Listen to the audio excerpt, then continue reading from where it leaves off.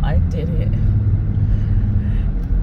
When it comes to conquering your fears, putting myself out there, I don't even do this YouTube business. This YouTube business was already a step up for me because I don't do that. I don't potentially put myself out there so everybody can know my business, my fears, my strengths, my weaknesses. That's not something that I do. So that's what the Lord's been working with me on here.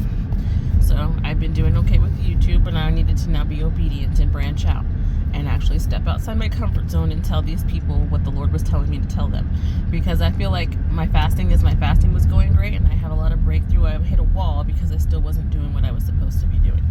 So I did it.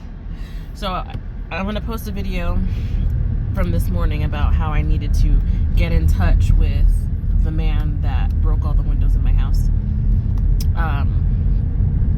He didn't break all the windows in my house. That's an exaggeration. He just busted a couple of my kitchen windows in. But that's the video. I explain all this in the other video. This is just the second to that. The second part.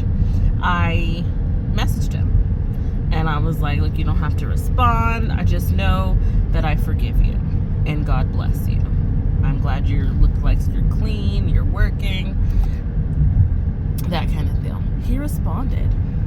And he was just like, I am truly sorry for everything that I did.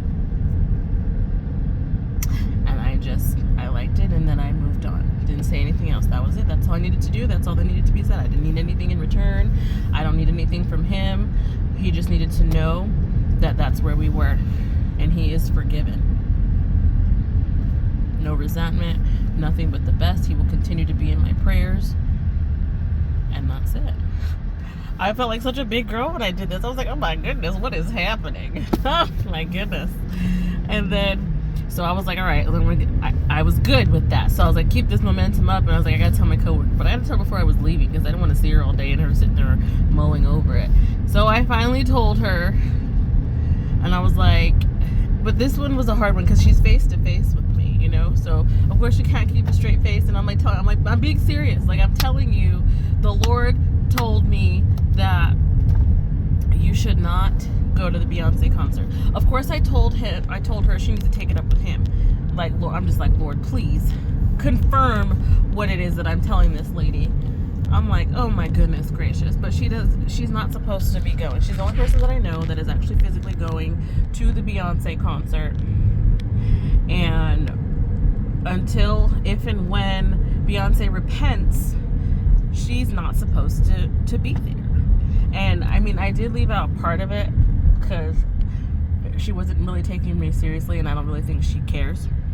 Because she's like, it's not that far. It's not that. What she said to me was, it's not that. It's still, we got some time. So I was like, the Lord has time to change his mind, you know.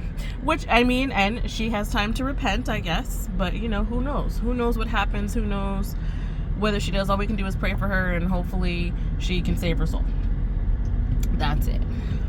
That's neither here nor there. I don't want no debates about Beyonce and all that other nonsense. That's not my thing. That's not my lane. I just needed her to know that this is what the Lord said. And so I did my part. I told her to pray on it, to work it out. And I just pray the Lord shows her what he needs to show her. Even if it's, oh yes, you can go. You know, that's fine. But just know I did it. I feel better. I hope everybody has a blessed